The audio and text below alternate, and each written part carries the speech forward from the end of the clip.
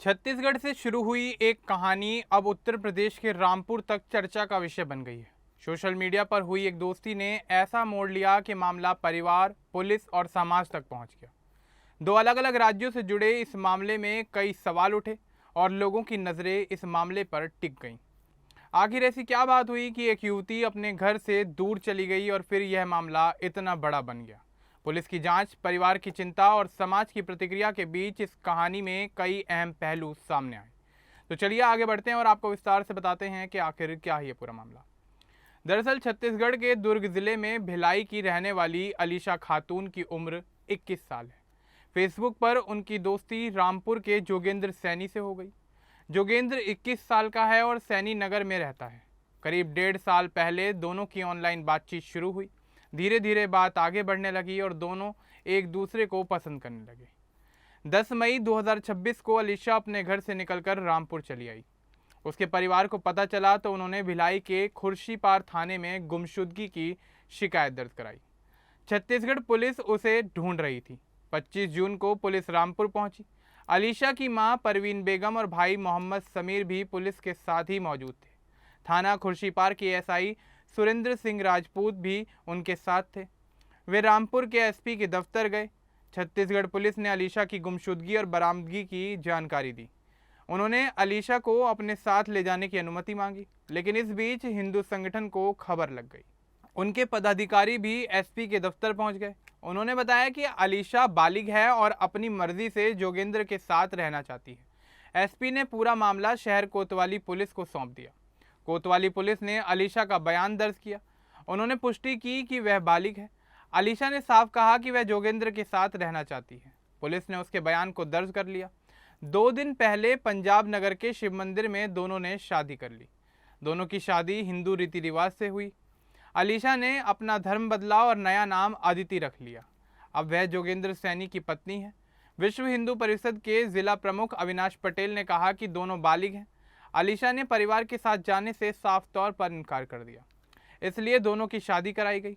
यह घटना 2 राज्यों उत्तर प्रदेश और छत्तीसगढ़ को एक साथ जोड़ती है, साथ ही 2 अलग अलग धर्मों के बीच पुल बनाती है। फेसबुक जैसी सोशल मीडिया ने दोनों के बीच की दूरी मिटा दी। अलीशा ने हजारों किलोमीटर का सफर तय किया। वह रामपुर पहुंचकर जोगेंद्र के परिवार से मिली। दोनों ने एक दूसरे के परिवार की जानकारी ली। जब छत्तीसगढ़ पुलिस आई तो स्थिति काफ़ी तनावपूर्ण हो गई। हिंदू संगठन के लोग वहां जमा हो गए। उन्होंने अलीशा से बातचीत की और उसके फैसले का सम्मान किया।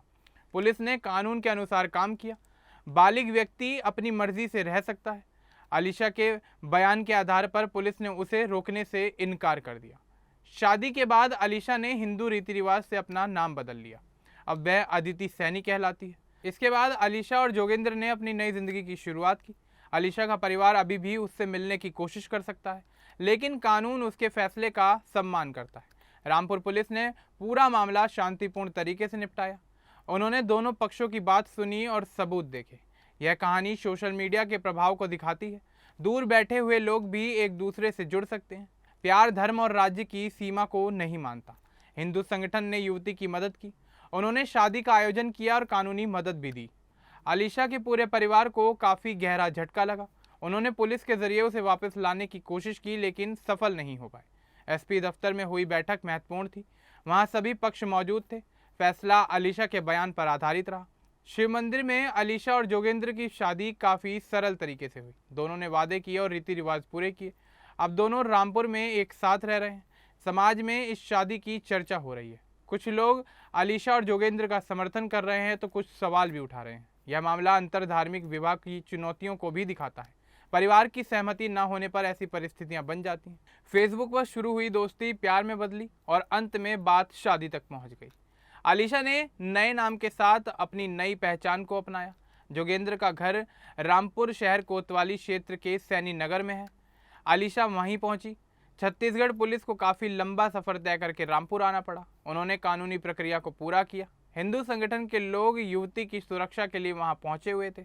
उन्होंने उसके फैसले का सम्मान करते हुए उसका समर्थन किया। पुलिस ने युवती के बालिग होने की उम्र की जांच की।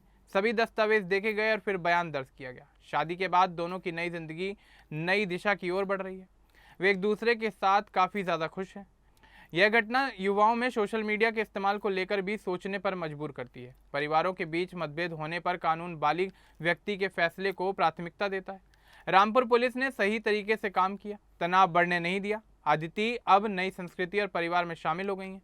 उसने अपना पुराना नाम और पहचान को छोड़ दिया है। यह प्रेम कहानी दिखाती है कि प्यार कितना ताकतवर हो सकता है। वह हर तरह की दीवारों को तोड़ सकता है। दोनों पक्षों ने शांति बनाए रखी, कोई बड़ा विवाद सामने नहीं आया। पुलिस जांच में सब कुछ साफ था, इसलिए अलीशा को अपनी मर्जी से रहने दिया गया। शादी का आयोजन शिव मंदिर में हुआ। हिंदू परंपरा के अनुसार मंत्र पढ़े गए। अब अलीशा और जोगेंद्र दोनों भविष्य की योजना बना रहे हैं, परिवार से जुड़ने की कोशिश भी कर सकते हैं। यह पूरा मामला देश में चर्चा का विषय बना हुआ है। इस मामले के मीडिया में आते ही कई लोग इससे वाकिफ हो पाए। सोशल मीडिया ने एक तरफ प्यार की कहानी शुरू की तो वहीं दूसरी तरफ परिवार को चिंता में भी डाल दिया। अब लोगों के बीच अलीशा की हिम्मत की काफ़ी ज़्यादा सराहना हो रही है। उसने सबसे पहले तो फैसला लिया और उसके बाद उस पर कायम भी रही। जोगेंद्र ने भी उसका साथ दिया। दोनों ने मिलकर कई चुनौतियों का सामना किया। पुलिस की भूमिका निष्पक्ष रही, उन्होंने कानून के अनुसार फैसला लिया। हिंदू संगठन ने भी इस मामले में अलीशा और जोगेंद्र की काफ़ी मदद की, जिससे दोनों की शादी आसानी से हो सकी। यह घटना दिखाती है कि समाज में ऐसे रिश्ते अब भी बरकरार हैं। दो राज्यों से जुड़ी हुई यह प्रेम कहानी काफ़ी अनोखी है। अंत में दोनों की खुशी ही सबसे महत्वपूर्ण है। अब इस पूरे मामले को लेकर आपका क्या कुछ कहना है, हमें कमेंट बॉक्स में ज़रूर बताएं। बाकी इस तरह की और अपडेट्स के लिए हमारे चैनल को सब्सक्राइब करना न भूलें। धन्यवाद।